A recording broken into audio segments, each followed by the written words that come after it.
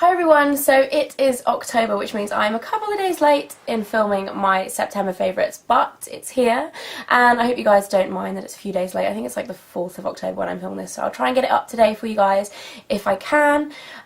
Yeah, so I've been loving quite a lot of stuff this month. I've actually got a really good mixture of makeup and skincare and perfume and snacks and TV shows and everything. So, first of all, for makeup, I've been loving Gemma Kid Makeup School Light as Air Foundation, and a lot of you guys have been noticing that I've been wearing this a lot, and I've been getting quite a lot of questions in the comments of my videos asking if I'll do a review of this and whether I'd like it more than my Chanel Vitalumiere Aqua. So I'm going to do a little bit of a quick, just a summary of this. Basically, this is more of a liquid foundation than the Chanel Vitalumiere Aqua, but it still gives you a nice kind of medium to buildable coverage, and I actually decided that I wanted to try this because it's my friend Tanya or Pixie 2 Woo's favourite foundation, and I've had it for quite a while actually, and I've been kind of dabbling in and out of using it and in and out of using different other foundations, and then this last month I've been really using this probably half the time, along with my Origins Vitazing, which is another one of my favourites which I did a review on. So yeah, if you want to see like a full review of this, then let me know and I might do one. I don't know whether it's a little bit pointless because I've just kind of given you a quick summary of it, but it's basically really good. It gives you a nice kind of very flawless finish, but it doesn't feel heavy on your skin as the name would suggest. Light as air. It's very light, but it still gives you a good coverage. It's very kind of flawless looking, and really nice, so I like that. And yeah, back to Origins Vitazing, which I did a review on. I'll put a link here if you want to go and see it if you haven't seen it already. Basically, I'm not going to ramble about this because I did quite a rambly video saying about how much I love it. It's a tinted moisturiser with SPF 50. I can't even. Okay, I'm going to start that again. It's a tinted moisturiser with SPF 15, and it's basically, it kind of changes to the colour of your skin rather than actually being tinted. It's kind of a silver colour, and then you kind of, when you massage it into your skin, it goes obviously like a skin tone colour. I did get a lot of comments on the video that I posted about this that if you're really pale, this doesn't work because it's a little bit orange for very pale skin, so that's maybe a warning there, but I love it. I think it's absolutely amazing, and I've been using that every single day pretty much. Another thing that I've been loving, and I'm sure this has been in favourites videos before because I've been using this for ages now and I'm surprised it hasn't run out, it's the Collection 2000 Lasting Perfection. It's called Not Lasting Finish. I always get confused because the label is rubbed off, but I just looked it up online, and it's Lasting Perfection Concealer. It's about £4 in Boots, and it's absolutely amazing. It's a really creamy concealer, really thick, actually just conceals amazingly well. The colour range is pretty rubbish. There's only 4 colours. This is number 3, which is medium, which is a little bit light for me when I am tanned because I went away earlier in this month and got a little bit tanned, so it's been a little bit light to use on blemishes recently, but my skin tone is definitely like paling down to the right kind of shade to use this again, but I still use it under my eyes even when it's a little bit too light because obviously you want a little bit lighter under your eyes. Yeah, so anyway, have been loving that, and that was totally rambly. Have been loving that. On to different kinds of makeup. I've also been loving kind of taupe shades recently, which I don't know whether it's just because we're coming into autumn and it's more kind of like browny taupe shades, but I'm absolutely in love with the nail polish. I'm actually wearing it at the moment and it's really sunny, so I don't know if you'll be able to see.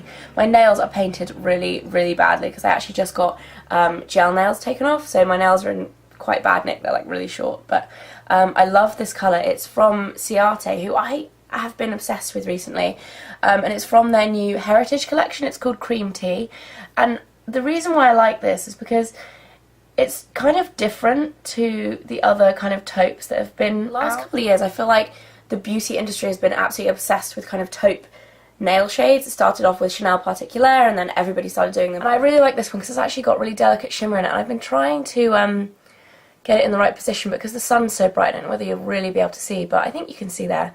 Really gorgeous colour, and I'm going to be wearing this a lot this autumn winter because as soon as I got this last week I was like, this is amazing, and I've repainted my nails in it like 3 times in the last week or so.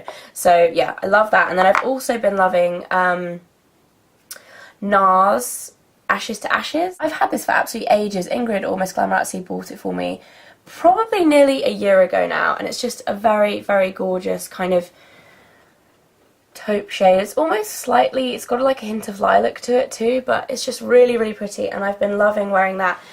Actually, a really simple eye look that I absolutely adore is putting this all over your eyelids and a little bit underneath, and then putting turquoise eyeliner along the waterline and then slightly underneath the eye. I just think that looks so pretty. It's a real kind of contrast to the taupe, but it looks really nice. For some reason it just goes well together and I like wearing that. So yeah, NARS Ashes to Ashes. And I've got 2 lip products actually. One of them is a lipstick, and it's not so much this colour, but this Woof's barking outside. I don't really know what she's barking at. But yeah, I've just kind of been in love with this formulation of lipsticks, and it's Chanel's Rouge Coco Shine.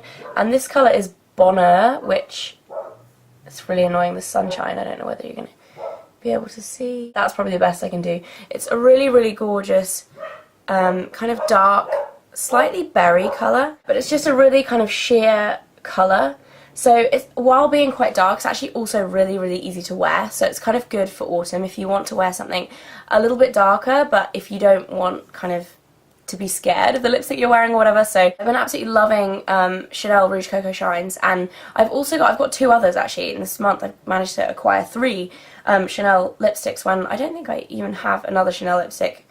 I don't think I've had one ever before. So yeah, I've also got Boy, which is a kind of natural lip colour with a little bit of shimmer, which is gorgeous as well, and Chance, which is a baby pink. And I've also put swatches on my blog. I did them quite a while ago actually. I'll put a link in the information bar below if you guys want to go and see what they look like, because they're really, really gorgeous and I love them.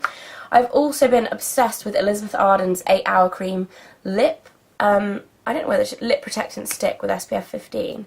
And it just looks like that. It's basically just 8 Hour Cream in a stick.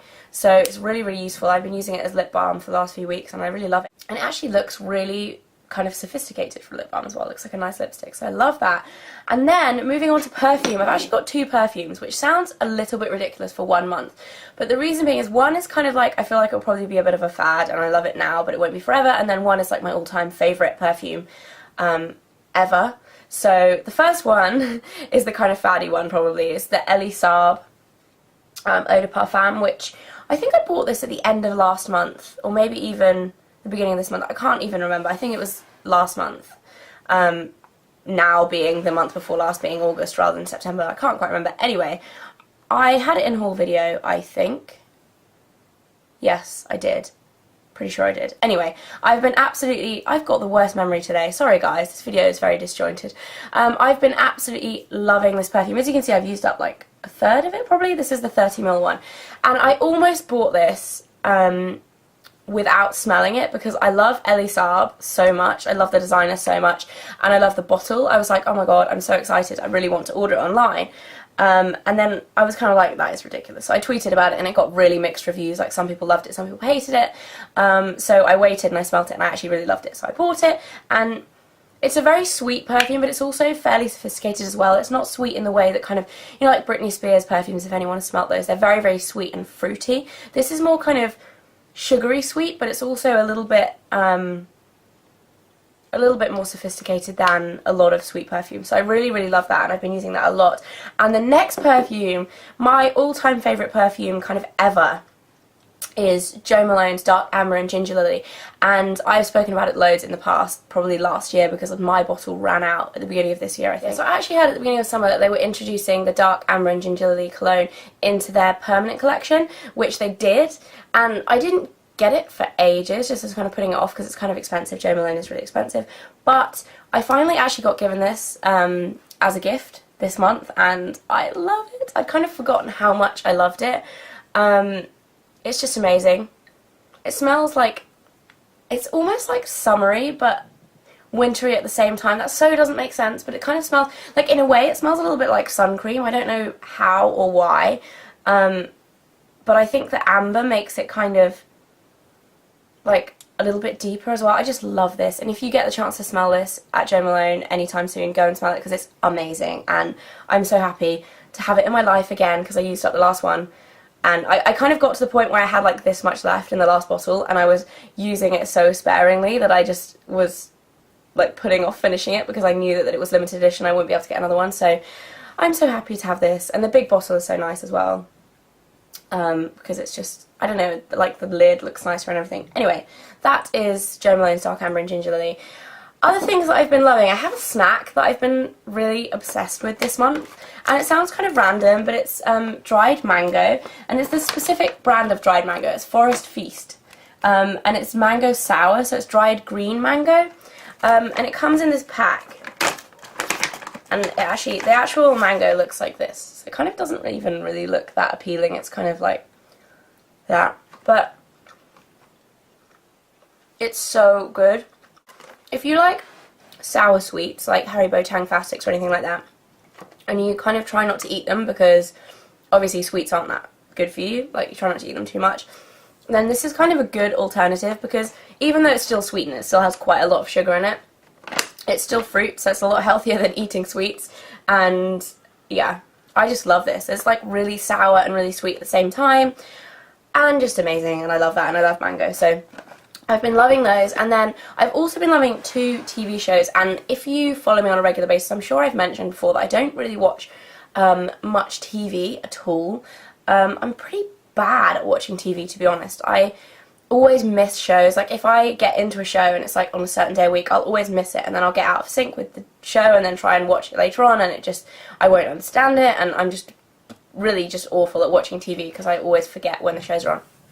But I've been loving 2 TV shows this month. The first one is The Vampire Diaries, which is back, series 3. It's not actually out in the UK yet, it's still only in the States, but I've been watching it online, and I swear it's like better than both of the previous series.